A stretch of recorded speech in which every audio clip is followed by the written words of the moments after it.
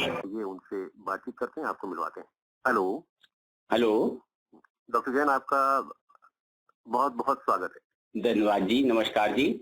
Doctor Jain, जी, सबसे पहले तो चूँकि आप एक हेड मेडिकल यूनिट चला रहे हैं silver lining old age home में, तो मैं आपसे ये जानना चाहूँगा कि ये कब आपके मन में आया कि एक ओल्ड एज होम खोला जाए? ये 2 साल पहले हमने इसकी स्टार्टिंग की थी अप्रैल 2018 में। जी। हम एक 20 डॉक्टरों का ग्रुप हैं, जो इसे मिलकर चला रहे हैं। हुँ, हुँ। हमारी एक पुरानी ऑर्गेनाइजेशन है श्रेया पॉलीक्लिनिक जो कि सेक्टर 6 द्वारका में है। हुँ, हुँ।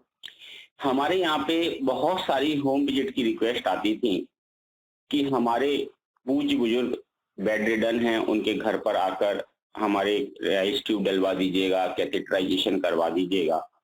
तो इस तरीके से हम उनके घरों पे जाके उनकी सेवा करते थे। तब हम 20 डॉक्टरों के ग्रुपों ने डिसाइड किया कि हमें अपना बुढ़ापा भी अच्छा बनाना है तथा स्वयं के लिए तथा समाज में ऐसे बुजुर्गों के लिए हमने इसकी स्थापना की थी। जी, वैसे तो आप चाइल्ड स्पेशलिस्ट हैं, जैसा कि आपसे बातचीत में मुझे पता चला था, लेकिन इन दिनों सिर्फ़ बुजुर्गों की सेवा कर रहे हैं। तो आपने अपने करियर में इतना बदलाव क्या कैसे किया? एक्चुअली हमारी पूज्य माताजी श्रीमती अंगूरी देवी जैन, इनका स्वर्गवास लंग कैंसर से हुआ था 6-7 साल पहले जी। तथा हमारे पिताजी श्री राम बाबू जैन जी का स्वर्गवास हार्ट की प्रॉब्लम से हुआ था। जी। तो मैं चाहते हुए भी उन लोगों की सेवा नहीं कर पाया क्योंकि मैं अक्सर पढ़ाई के दौरान या काम के दौरान बाहर ही रहा। तब मैंने बुजुर्गों की सेवा को अपना एक लक्ष्य बना लिया तथा इसमें पूरे मन से और प्यार से इसमें लग गया मैं। जी, जैसे आजकल आप देख रहे हैं कि सामाजिक समीकरण बिल्कुल बदल रहे हैं। पहले जॉइंट फैमिलीज़ हुआ करती थी, अब न्यूक्लियर फैमिलीज़ हो गई हैं। जी, किसी भी व्यक्ति के पास, परिवार के सदस्य के पास समय नहीं है, सब बच्चे अपने-अपने काम में व्यस्त हैं और घर में बुजुर्गों के लिए बड़ी समस्या होती है जब वो अकेले होते हैं। जी। तो एज़ ए डॉक्टर मैं आपसे ये जानना चाहूँगा कि ऐसे समय में बुजुर्गों को अपनी देखभाल कैसे करनी चाहिए? बुजुर्गों को अपनी देखभाल के लिए सबसे पहली चीज है कि वो अपने खाने पीने का विशेष ध्यान रखें। अक्सर बुजुर्ग लोग टाइम की वजह से या जरा सी किसी भी प्रॉब्लम की वजह से अपने खाने को कम कर देते हैं या खाना प्रॉपर न्यूट्रिशियस फूड नहीं ले पाते हैं या टाइम पे खाना नहीं ले पाते हैं। तो वो मेन चीज है कि वो अपने खाने का पूरा ध्यान रखें जिसमें फल, दूध और जो न्यूट्रिशियस चीजें हैं, दालें हैं, कार्बोहाइड्रेट प्रॉपर होने चाहिए, ये सारी चीजें हों। इसके अलावा टाइम टेबल के हिसाब से खाएं कि उतने बजे उनको खाना मिल जाए, अच्छा खाना पीना खाएं। अनदर थिंग कि खुश रहें वो, परेशान ना हो ज्यादा। साइकोलॉजिकल अगर डिस्ट्रेस होता है तो उनकी सेहत के ऊपर काफी असर पड़ता है इस मामले में। तो खुश रहें, हाथ पैर चलाते रहें, थोड़ा बहुत योगा वगैरह करते रहें, व्यस्त रहने की कोशिश करें। कुछ हॉबी अगर पालें उसको उसको करते रहें, जैसे कोई बागवानी कर रहे हैं, सिंगिंग है, कोई सोशल वर्क है, कोई सोशल कॉज है, कुछ भी अगर वो करते रहें, अपने आप को बिजी रखें तो बहुत ही अच्छा होता है उन लोगों के लिए। योगा, मेडिटेशन, प्राणायाम, जिससे कि हम अपने तन को और मन को स्वस्थ रख सकते हैं, करते रहें। रेगुलर मेडिकल चेकअप बहुत जरूरी है क्योंकि 60 साल के बाद में अक्सर कोई ना कोई बीमारी लग ही जाती है। उसके लिए regular medical checkup, proper medical treatment continue होता रहना चाहिए। इसके अलावा बेटे तथा बहुओं को ज्यादा रोक टोक ना करें, खुश रहें, संतोषी रहें। जी, ये आपने बात कही तो मुझे बहुत हँसी आ रही है। मैं सरिता हूँ डॉक्टर साहब, जी, नमस्कार। नमस्कार जी। और जैसे कि आपने कह दिया कि 60 साल के उम्र के बाद की बात है, तो समीकरण जो है अभी उम्र का और उम्र दराज होने का बिल्कुल बदल चुका है। 60 साल के बाद भी आज के वक़्त में बहुत सारे ऐसे लोग हैं जो बहुत यंग यंग ही नज़र आते हैं। जी, और मैंने तो ऐसे-ऐसे बुजुर्गों को जो कि बुजुर्ग होने का एक समीकरण होता था, एक उम्र होती थी। 80-80 साल के बुजुर्गों को मैंने देखा है जी, कि वो अच्छे तरीके से उनके हाथ-पाँव चल रहे हैं और वो अपनी हर ख्वाहिश को पूरी करते हैं। तो ये जो आपका ओल्ड एज होम है जो आप चला रहे हैं, जी। इसमें तकरीबन किस उम्र के लोग जो है ज़्यादा आते हैं यहाँ पे? हमारे पास में 70 से लेके 80 साल तक के बुजुर्ग ज्यादा आते हैं। वैसे तो हम लोग 60 साल के बाद के सभी बुजुर्गों को ले रहे हैं। जी, इवन हमारे पास में 95, 99 तक के लोग भी हैं। जी, लेकिन 60, 70 टू 80 के बुजुर्ग ज्यादा, क्योंकि थोड़ा सा सामाजिक समीकरण विरुद्ध होने की वजह से, जी। थोड़ा सा उनकी केयर स्वयं ना कर पाने की वजह से हुँ, लोग हमारे पास ज्यादा आते हैं। और हम उन सबका विशेष ध्यान रखते हैं कि उनकी हर जरूरत को हम उनकी पूरी कर पाएं, चाहे तो वो साइकोलॉजिकल डिमांड हो या फिजियोलॉजिकल या मेडिकल का पार्ट हो, खाना पीना हो, हर चीज को हम लोग बहुत अच्छे से करने की कोशिश कर रहे हैं। यहाँ पे एक बहुत अहम सा सवाल मेरे दिल में आ रहा है जी। कि हमेशा से जो हमारे समाज में है या हम लोग जो भी सोचते हैं तो ये सोचते हैं कि अगर ओल्ड एज होम में, जैसा कि राकेश जी ने पहले भी बताया था कि ओल्ड एज होम में घर की परेशानी या उनकी देखभाल नहीं हो पाती है, इसकी वजह से लोग जो है अपने पेरेंट्स को या अपने बुजुर्ग को आपके यहाँ मतलब जो ओल्ड एज होम है वहां डाल देते हैं। लेकिन मैंने देखा है और मैंने जहाँ तक थोड़ी-सी समझने की कोशिश की है, तो उसमें मैंने देखा है कि बहुत सारे ऐसे बुजुर्ग हैं, जो अपनी ख्वाहिश ज़ाहिर करते हैं कि हम ओल्ड एज होम में रहना चाहते हैं। इस ऐसा है क्या? और अगर ऐसा है, तो इसकी वजह क्या है? सामाजिक परिप्रेक्ष्य बदल रहा है। जी, आज ओल्ड एज होम एक मजबूरी नहीं, एक जरूरत बन चुके हैं, जी, क्योंकि उन्होंने अपने बच्चों को पूरी लाइफ खूब अच्छे तरीके से पढ़ाया था, बहुत अच्छा बनाया था, जी, और उसके बाद बच्चे चाहकर भी अपने बुजुर्गों की सेवा नहीं कर पा रहे हैं। जी, वो यहाँ से यूएस में बैठे हैं, ऑस्ट्रेलिया में बैठे हैं, न्यूजीलैंड, डेवलप कंट्री में सर्विस कर रहे हैं, जी, चाहते हैं कि हम अपने बाबूजी की, माताजी की सेवा करें, लेकिन जॉब छोड़कर नहीं आ पाते हैं। तो एक आज ये मजबूरी नहीं है, आज के टाइम पे जरूरत बन गया है। और ऐसे बहुत सारे बुजुर्ग हमारे पास में अभी हैं, जो अपनी स्वेच्छा से अपने बच्चों की कंसेंट के साथ में आके रह रहे हैं।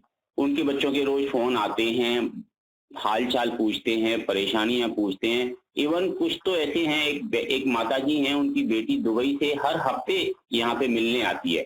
तो हाँ, ये आज के टाइम पे मजबूरी नहीं कहते। आज तो सोसाइटी में सोशल स्टिग्मा था कि ओल्ड एज होम बुरे होते हैं, ऐसा नहीं है।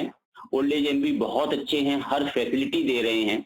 तो आज के टाइम पे ये जरूरत हो गए हैं, और लोग आके रह रहे हैं, उसको अपनी लाइफ के गोल्डन पार्ट को एंजॉय कर रहे हैं, खुद से रह बिल्कुल रहे वैसे हैं। ही जैसे जब कभी छोटे बच्चों को पढ़ने के लिए हॉस्टल में डाला जाता था, तो बच्चा थोड़ा-सा अपने मन में ये भावना ले लेता था या अगर किसी ने भी उनके दिमाग में ये बात डाल दी कि तुम बहुत शैतानी करते थे, इसकी वजह से तुम्हें हॉस्टल में डाल दिया गया है।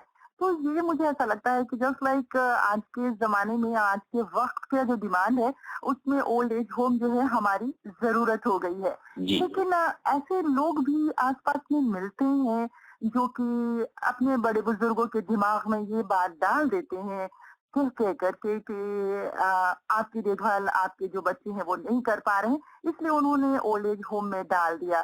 तो ये कहाँ तक सही है?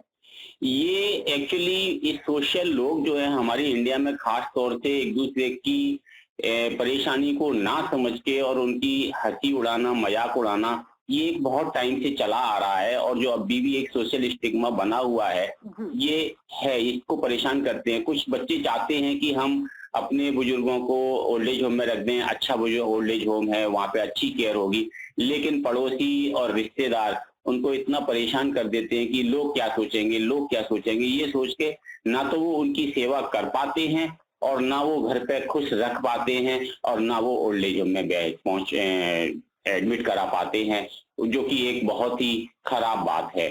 जी, मैं एक ऐसी बुजुर्ग महिला को मैं जानती हूँ जो कि बहुत ही सक्षम है और समृद्ध परिवार से हैं। उनके लिए जब वो घर में थी, दोनों हस्बैंड वाइफ थे, ओल्ड एज के थे, बहुत ही 80 से प्लस थे वो दोनों ही। जी। तो उनके पति की मृत्यु हो गई, डेथ पिछले साल हो गया और वो जो महिला है वो अकेले रह गई। लेकिन उनके बच्चे, उनकी लड़कियां हैं 3 और तीनों लड़कियों ने मिल करके बहुत अच्छे से घर में इंतजामात किए थे उनकी देखभाल के लिए। करीब 4-5 सेवक उन्होंने रखा था, जो हेल्पर रखा था। जी, लेकिन अब जब वो उनके मतलब फादर के हस्बैंड की डेथ हो गई तो महिला अकेले रह गई हैं और जी, जो बेटियां हैं वो अलग-अलग रहती हैं। जी, तो जो ये देखभाल करने वाले जो असिस्टेंट हैं, उनके जो हेल्पर हैं, वो कभी आते हैं टाइम से, नहीं आते हैं। तो उन्होंने ये डिसाइड किया कि उनकी मदर ने खुद ये बात कही। लेकिन फिर वही बात आ गई वहाँ पे जो बाकी के रिश्तेदार थे, उन्होंने कहा कि ऐसा भी क्या हो गया है कि मतलब अब आप अकेले रह गई हैं तो आपकी देखभाल नहीं की जा रही है। तो इस तरह की बातें जो आती हैं हमारे समाज में या आस-पास से निकल कर के, तो वो तो बहुत मुश्किलात जो है हमारी ज़िंदगी में खड़ा कर देती हैं। तो ऐसे लोगों के लिए आप कुछ कहना चाहेंगे? मैं ऐसे लोगों से यही कहना चाहूँगा कि हम कितनी भी ऐसे जो माताजी हैं या बाबूजी हैं जो घर में अकेले रह गए हैं, ऐसे लोगों की हम कितनी भी सेवा कर लें, पर उनको वो चीज़ नहीं प्राप्त हो सकती जो उनको अपने किसी कोलीग से, अपने सहयोगी से या अपने हम उम्र लोगों से बात करके मिलती है। एक्चुअली मेन चीज़ ये है कि इस एज पर जब तक वो अपनी बातें अपने किसी हम उम्र आदमी से या हम उम्र महिला से बात नहीं कर लेते हैं, उनको प्रॉपर सैटिस्फैक्शन नहीं होता है। तो एक साइकोलॉजिकल मेंटल हेल्थ को अच्छा रखने के लिए उनसे बात करने वाला, उनकी केयर उनको बताने वाला कि हम उनकी केयर करते हैं, जो कि नौकर नहीं कर सकते हैं, बहुत ज़रूरी होता है। तो अगर उनको एक ऐसी कंपनी मिल जाए, जहाँ पर वो बैठ के खेल सकें, बात कर सकें, अपना मन हल्का कर सकें, अपने मन की बात कह सकें, तो वो बहुत ज़्यादा इम्पोर्टेंट होता है इन लोगों के लिए, इन बुजुर्गों के लिए, इन कुछ बुजुर्गों के लिए, जो कि होना ही चाहिए। इसके बिना उनको खुश रहना बड़ा मुश्किल होता है। जैसा कि डॉक्टर संजय जैन आपने बताया कि निरंतर ओल्ड एज होम्स की भूमिका बढ़ रही है, तो परिवार में जब ऐसी स्थिति आती है, तो मैं ये जानना चाहूँगा कि अगर ओल्ड एज होम का चुनाव करना पड़े किसी को, तो उसको चुनाव करते वक़्त किन-किन बातों का ध्यान रखना चाहिए? ओल्ड एज होम के चुनाव के वक़्त चुनाव करते समय सबसे बड़ी एक नीड होती है इस एज में, जो होती है कि मेडिकल केयर। जी, तो मेडिकल केयर के नाम पे वहाँ पे क्या-क्या फैसिलिटी हैं, क्या-क्या नहीं है। जैसे कि हमने अपने ओल्ड एज होम में एक राउंड द क्लॉक एक डॉक्टर और 2 नर्सों का अपॉइंटमेंट कर रखा है, जो दिन में 2 बार उनका मेडिकल चेकअप जाके करते हैं और उन्होंने मेडिसिन खाई कि नहीं खाई, उनकी कौन-सी मेडिसिन खत्म हो रही है, कौन-सी मेडिसिन मंगानी है, उनका कब अपॉइंटमेंट कराना है दूसरे डॉक्टरों के साथ में, कब उनको लेके जाना है, कब उनका ट्रीटमेंट कैसे क्या होना है, वो सारी चीज़ें हम लोग करते हैं। तो मेडिकल की फील्ड में हर चीज़ अवेलेबल उनके लिए होनी चाहिए। दूसरा, वहाँ पे उनका खाना-पीना कैसा है, वो खाना-पीना प्रॉपर न्यूट्रिशियस खाना है कि नहीं है। तीसरी चीज़ है कि वहाँ पे सफाई वगैरह प्रॉपर है कि नहीं है, ये चीज़ भी उन्हें देखना चाहिए। और बाकी वहाँ पे उनकी कंपनी अगर बन जाती है, अच्छी कंपनी हो जाए, तो ऐसे लोग हैं कि नहीं है, काफ़ी अच्छे लोग हैं। उनकी सोशल स्टेटस कैसा है, सोशल इकोनॉमिक स्टेटस कैसा है, वो कैसा है, ये सारी चीज़ें हैं, अगर देखी जाएँ तो बहुत ही अच्छा होता है ओल्ड एज में। बहुत बार ये देखने को मिल रहा है डॉक्टर साहब कि जो सरकारी नौकर हैं, सरकार के नौकरी में हैं जी, और उन उनका अपॉइंटमेंट या उनका तबादला जो है विदेशों में कर दिया जाता है, जो विदेश के सर्विस में हैं। जी, तो चूँकि वो गवर्नमेंट हैं, तो उनके पेरेंट्स जो हैं डिपेंडेंट होते हैं उनके ऊपर। जी, तो उन्हें फैसिलिटी दी जाती है सीजीएचएस के थ्रू। जी। तो आपके अगर आपके ओल्ड एज होम में अगर कोई ऐसा पेरेंट, ऐसे बुजुर्ग आते हैं जिनको कि सीजीएचएस की सारी फैसिलिटी दी गई हुई है, जी, तो वो सुविधा उठाने की सुविधा ओल्ड एज होम में होती है कि नहीं होती है? बिल्कुल होती है। हमारे पास में आउट ऑफ 42 इस समय 60% लोग ऐसे हैं जिनकी सीजीएचएस की फैसिलिटी है, सीजीएचएस का कार्ड है। उन लोगों की मेडिसिन सीजीएचएस डिस्पेंसरी से आनी है, तो हम एक आदमी सुबह 7 बजे वहाँ पे डिस्पेंसरी भेजते हैं, सब लोगों का कार्ड लेके जाता है वो। वहाँ पे उनकी एंट्री कराता है और एंट्री कराने के बाद में 11 बजे जब मेडिसिन मिलती हैं, तो उनकी मेडिसिन लेके आता है। उनके कार्ड के ऊपर हम लोगों को एडमिशन के लिए कोई भी प्रॉब्लम नहीं होती है। किसी भी सीजीएचएस पैनल वाला जो हॉस्पिटल है, वहां पे उनको हम एडमिट कराना अगर पड़ता है इमरजेंसी में। वैसे तो इमरजेंसी हम लोग अपने यहाँ पर डील ही करते हैं, हमारे यहाँ पे पूरा मेडिकल का सेटअप बना हुआ है, हर मेडिकल इक्विपमेंट हमने वहाँ पे अवेलेबल करा रखा है, डॉक्टर और नर्स हमेशा 24 घंटे अवेलेबल हैं। लेकिन सीजीएचएस वालों के लिए कभी भी एडमिशन के लिए हमें कोई प्रॉब्लम नहीं होती है, उनकी मेडिसिन, उनकी कंसल्टेशन, वो सारी चीजें, रिम्बर्समेंट वगैरह, वो सारी चीजें हम लोग उनको देखते हैं और उनको कराते हैं। डॉक्टर साहब, अब हमारा समय बहुत कम बचा है बातचीत करने के लिए। मैं ये जानना चाहूंगा, जैसे कि हम सब जानते हैं और आप भी जानते हैं कि लॉकडाउन 2.0 के समय में माननीय प्रधानमंत्री नरेंद्र मोदी जी ने समाज से 7 बातों में सहयोग मांगा था, जिसमें सर्वप्रथम अपने बुजुर्गों की देखभाल की बात उन्होंने कही थी। तो आप क्या समझते हैं कि ऐसे समय में बुजुर्गों की देखभाल में परिवार की क्या भूमिका होनी चाहिए? बुजुर्गों की भूमिका में, सेवा में परिवार की भूमिका तो बहुत बड़ी होती है कि उनका प्रॉपरली सोशल डिस्टेंसिंग बना के रखें, उनसे सफाई वगैरह रखें। एक खास तौर से मेन चीज है, वैसे तो सभी लोग सोशल डिस्टेंसिंग और घर में लॉकडाउन कर ही रहे हैं, लेकिन कहीं कहीं पे कुछ केयर टेकर जो हैं, उनके बच्चे जो हैं ऑफिस जा रहे हैं, तो उन लोगों को एक विशेष सावधानी बरतनी है कि हमारे जो पूज्य बुजुर्ग जो रह रहे हैं उनकी केयर में कोई कमी नहीं रह जाए।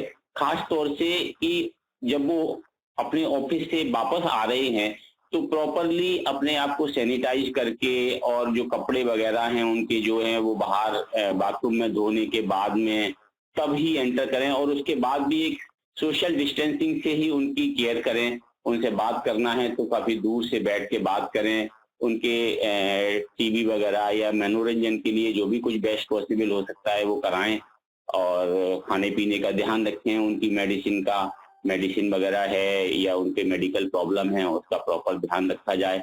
इवन एक चीज और मैं कहना चाहूंगा कि इस समय कोई भी अदर देन कोविड के अलावा भी कोई भी और भी बीमारी ना हो जिससे कि हमें कहीं हॉस्पिटल वगैरह या कहीं उनको लेके जाना पड़े, जिससे कि कुछ और प्रॉब्लम खड़ी हो, उसका भी हमें विशेष ध्यान रखना है कि उनके खान पीन को हम इस तरीके से कर लें कि उनको कुछ और प्रॉब्लम भी ना हो इन स्पाइट ऑफ कोविड-19। जी। हम सब एक उम्र में आते हैं और जब तक हमारे माता-पिता हमारे साथ रहते हैं, हमारे बड़े बुजुर्ग हमारे साथ होते हैं, तो हम कभी भी ये महसूस नहीं कर पाते हैं कि हम भी 60 साल के हो गए हैं या हम भी 70 साल के हो गए हैं। तो वैसी स्थिति में जो बच्चे हैं वो हमेशा अपने बड़े बुजुर्गों के लिए ज़िम्मेदारी जो है उठाना चाहते हैं। हमारे बहुत सारे लिसनर्स हैं जो इस प्रोग्राम को सुन रहे हैं और वो छोटे-छोटे सवाल भी कह रहे हैं और हम तक भेज रहे हैं। हालाँकि उनके जो सवाल हैं, उन सवालों का जवाब आपने पूरा दे दिया है। लेकिन आप हमारे जो लिसनर्स हैं, उनके बारे में उनसे क्या कहना चाहेंगे आप? क्योंकि वो जानना चाहते हैं कि बच्चों और बुजुर्गों का दिल और दिमाग और उनका जो व्यवहार होता है, वो एक जैसा ही हो जाता है और हमारे समाज में ये हमेशा से मान्यता इस बात की मिली हुई है। तो ये दोनों ही तरह के लोगों की, चूँकि आप चाइल्ड स्पेशलिस्ट भी रह चुके हैं, तो दोनों लोगों की देखभाल ऐसे विषम परिस्थिति में कैसे की जाए? बस शॉर्ट में आप हमारे लिसनर्स को बताइए। दोनों को बच्चों की तरह ही ट्रीट करना है। जी। दोनों को ही, जितना हम अपने बच्चों को प्यार करते हैं उतना ही प्यार हमें अपने बुजुर्गों को भी करना है, उतनी ही केयर हमें अपने बुजुर्गों की भी करनी है। क्योंकि अक्सर ऐसा देखा जाता है कि थोड़ा सा डिफरेंस हम लोग कर देते हैं, बच्चों को अलग और बुजुर्गों को अलग तरीके से ट्रीट करने की कोशिश करते हैं हम लोग, जो कि शायद गलत है। और इनफैक्ट हमारे बुजुर्गों को हमारी ज्यादा केयर की जरूरत है, क्योंकि अगर उनको कोई मेडिकल प्रॉब्लम होती है तो वो उनके लिए बहुत ज्यादा खतरनाक होती है हमारे बच्चों के कंपैरिजन में। तो मेरी सबसे रिक्वेस्ट है कि इस विषम परिस्थितियों में हम अपने बुजुर्गों का पूरा ध्यान रखें कि ऐसा कोई गलती हमसे नहीं हो जाए कि उनको कुछ इन्फेक्शन हो जाए या कुछ और प्रॉब्लम क्रिएट हो जाए। जो कि डिस्टेंसिंग हमारे गवर्नमेंट भी बोल रही है, सोशल डिस्टेंसिंग है, प्रॉपर हाइजीनिंग, हैंड वॉश बार बार करते हैं, वो सारी चीजें हम लोग करें और हम अपने बुजुर्गों को खुश रखें, उनका आशीर्वाद हमें मिलता रहे और हम उनकी सेवा अच्छे से कर पाए। जी, बड़े बुजुर्ग की ऐसा विषय हमने आज छेड़ा है कि इसमें जितनी भी बातें की जाए वो बहुत कम से महसूस हो रही हैं, क्योंकि इन बातों को जो हमारे लिसनर सुन रहे हैं, हमारे श्रोता सुन रहे हैं, बड़े बुजुर्ग सुन रहे हैं, तो वो इस बात का एहसास करें। बहुत बार हमने देखा है कि वो खुद ही इस बात पे, जैसे शुरू में आपने ये बात कही थी कि वो खुद जिद पे आ जाते हैं कि मुझे क्या करना है, अब इस खाने की, इस पौष्टिक खाने की मुझे क्या ज़रूरत है, मेरी उम्र हो गई है, बच्चों को दे दो, बच्चों को दे दो। तो ज़रा उन बड़े बुजुर्गों के लिए 2 लाइन जल्दी से आप बता दें कि वो अपना ख़्याल खुद रखें, तभी जो घर के दूसरे सदस्य हैं, वो भी उनकी सहायता कर सकते हैं। जब हम अपना ख्याल रखते हैं तभी दूसरे लोग हमारा ख्याल रखते हैं। हमारी जिंदगी हमारे लिए इम्पोर्टेंट तो है ही है, पर हमारे समाज के लिए भी उनकी जिंदगी बहुत ज्यादा इम्पोर्टेंट है। तो मेरा पूज्य बुजुर्गों से, सभी बुजुर्गों से हाथ जोड़ के रिक्वेस्ट है कि अपना विशेष ध्यान रखें और अपने बारे में सोचें। जैसा नहीं है कि मुझे बच्चों ही सब कुछ हैं, तो जब वो खुश रहेंगे तो हमारी सोसाइटी में खुशी और ज्यादा आएंगी, हम और अच्छा कर पाएंगे उनके लिए। डॉक्टर संजय जैन, आपका बहुत बहुत शुक्रिया। आपने बहुत अच्छी जानकारी हमसे बांटी और हमारे श्रोताओं तक वो पहुंची। अब आपसे हम ये जानना चाहेंगे कि आप अपनी पसंद का गीत कौन सा सुनना चाहेंगे? एक गाना मुकेश जी ने गाया है, किसी की मुस्कुराहटों पे हो निशार। वो गाना मुझे बहुत अच्छा लगता है, अगर आप उसको बजा सकें। जी बिल्कुल, आपके लिए वो गाना आपके पास पहुंचाते हैं हम। थैंक यू, थैंक यू, बहुत बहुत शुक्रिया डॉक्टर साहब। Thank you.